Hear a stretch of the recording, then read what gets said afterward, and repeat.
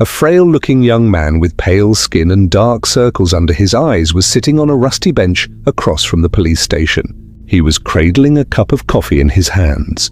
Not the cheap, synthetic-type slum rats like him had access to, but the real deal. This cup of plant-based coffee, usually available only to higher-rank citizens, had cost most of his savings. But on this particular day, Sonny decided to pamper himself. After all, his life was coming to an end.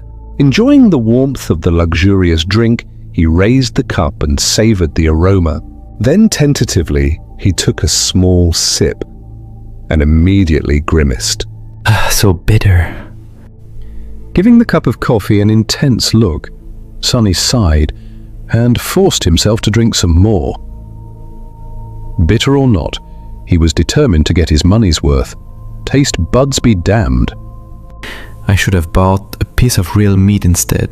Who knew actual coffee is so disgusting? Well, it's going to keep me awake at least. He stared into the distance, dozing off, and then slapped himself in the face to wake up. What a ripoff. Shaking his head and cursing, Sonny finished the coffee and stood up. Rich people living in this part of the city were rushing past the small park on their way to work, staring at him with strange expressions. Looking haggard in his cheap clothes, and from the lack of sleep, unhealthily thin and pale, Sonny was indeed out of his place here. Also, everyone seemed so tall. Watching them with a bit of envy, he tossed the cup into a garbage bin. I guess that's what 3 full meals a day would do to you. The cup missed the bin by a wide margin and fell on the ground. Sonny rolled his eyes in exasperation, walked over and picked it up before carefully putting it in the trash. Then, with a slight grin, he crossed the street and entered the police station. Inside, a tired-looking officer gave him a quick glance and frowned with obvious distaste. "Are you lost, boy?" Sonny looked around with curiosity, noting reinforced armor plates on the walls and poorly hidden turret nests in the ceiling. The officer, too, looked scruffy and mean. At least police stations remained the same wherever you go. "Hey, I'm talking to you." Sonny cleared his throat. No. Then he scratched the back of his head and added, As demanded by the 3rd Special Directive, I am here to surrender myself as a carrier of the nightmare spell. The officer's expression instantly changed from irritated to wary. He looked the young man over once again, this time with piercing intensity. "Are you sure you are infected? When did you start showing symptoms?" Sonny shrugged. A week ago? The officer became visibly paler. "Shit." Then, with a hurried motion, he pressed a button on his terminal and bellowed, "Attention! Code black in the lobby. I repeat, code black." The nightmare spell first appeared in the world a few decades ago.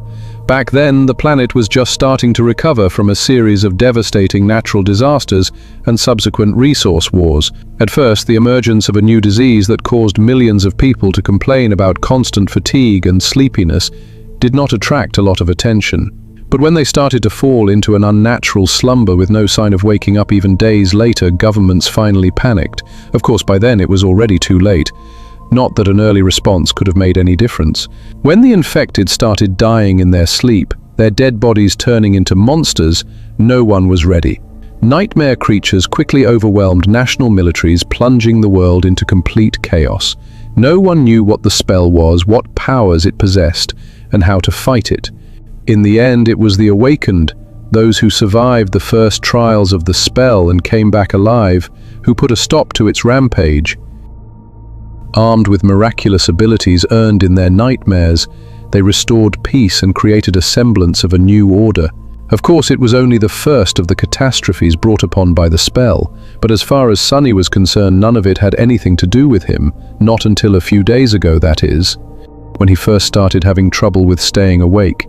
For an average person, being chosen by the spell was as much of a risk as an opportunity. Kids learned survival skills and fighting techniques in school on the off chance of being infected. Well-to-do families hired private tutors to train their children in all sorts of martial arts. Those from the Awakened clans even had access to powerful legacies, wielding inherited memories and echoes in their first visit to the Dream Realm. The richer your family was, the better your chances of surviving and becoming an Awakened were. Being chosen by the spell presented no opportunity at all. To him, it was basically a death sentence. A few minutes later, Sonny was yawning while several policemen were busy putting him in restraints. Soon, he was fastened into a bulky chair that looked like a weird mix between a hospital bed and a torture device. Other officers were standing near the walls, with automatic rifles in their hands and grim expressions on their faces. Sonny did not particularly care about them. The only thing he could think about was how much he wanted to sleep. Finally, the vault door opened and a grey-haired policeman walked in. After checking the restraints, the policeman glanced quickly on his wristwatch and then turned to Sonny. What's your name, kid? Sonny blinked a few times, trying to concentrate, then shifted uncomfortably. Sunless. The old policeman raised an eyebrow. Sunless? That's a strange name. What's so strange about it? At least I have a name. Back in the outskirts, not everyone even gets one. After another yawn, he added, It's because I was born during a solar eclipse. My mom had a poetic soul, you see. That's why he got this weird-ass name, and his little sister was called Rain, back when she still lived with them at least. Whether it was the result of poetic imagination or simple laziness, he did not know. The old policeman grunted. Do you want me to contact your family? Sonny simply shook his head. There's no one, don't bother. For a second, there was a dark look on the policeman's face. Then his expression turned serious. All right, Sunless. How long can you stay awake? Not long. The policeman sighed. Then we don't have time for the full procedure. Try to resist for as long as you can, and listen to me very carefully. Okay? How much do you know about the nightmare spell? Sonny gave him a questioning look. As much as anyone, I guess. Who doesn't know about the spell? Not the fancy stuff you see in dramas and hear in the propaganda broadcasts. I mean, how much do you really know? Don't I just go into the dream realm, kill a few monsters to complete the first nightmare, receive magic powers and become an awakened? The old policeman shook his head. Listen carefully. Once you fall asleep, you will be transported inside your first nightmare. Nightmares are trials created by the spell. Once inside, you will meet monsters. Sure, but you will also meet people. Remember, they are not real. They're just illusions conjured up to test you. How do you know? The policeman just stared at him. I mean, no one understands what the spell is and how it works, right? So how do you know that they're not real? You might have to kill them, kid. So do yourself a favor and just think about them as illusions. Oh. The old policeman waited for a second, then nodded and continued. A lot of things about the first nightmare depend on luck. Generally, it shouldn't be overwhelmingly hard.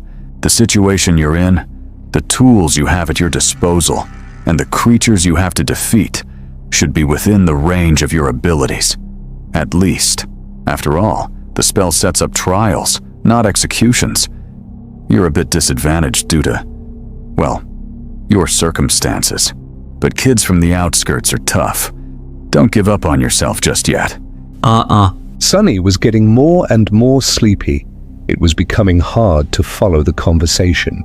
About those magic powers you mentioned. You will indeed receive them if you survive until the end of the nightmare. What those powers will be, exactly, depends on your natural affinity as well, what you do during the trial. But some of it will be at your disposal right from the start. The voice of the old policeman sounded more and more distant. Sonny's eyelids were so heavy that he was struggling to keep his eyes open. Remember, the first thing you must do once inside the nightmare is to check your attributes and your aspect. If you get a combat-oriented aspect, something like a swordsman or an archer, things will be easier. If it is reinforced by a physical attribute, then that's even better. Combat aspects are the most common, so the probability of receiving one is high. The armored room was growing dimmer. If you're unlucky and your aspect has nothing to do with combat, don't despair. Sorcery and utility aspects are useful in their own ways. You'll just have to be smart about it. If you survive, you will be halfway to becoming an awakened.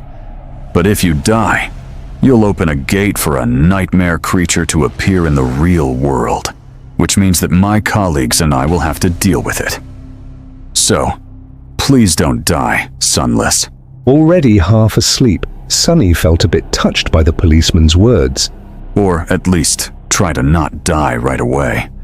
The nearest awakened won't be able to get here for a few hours, so we would really appreciate it if you don't make us fight that thing ourselves.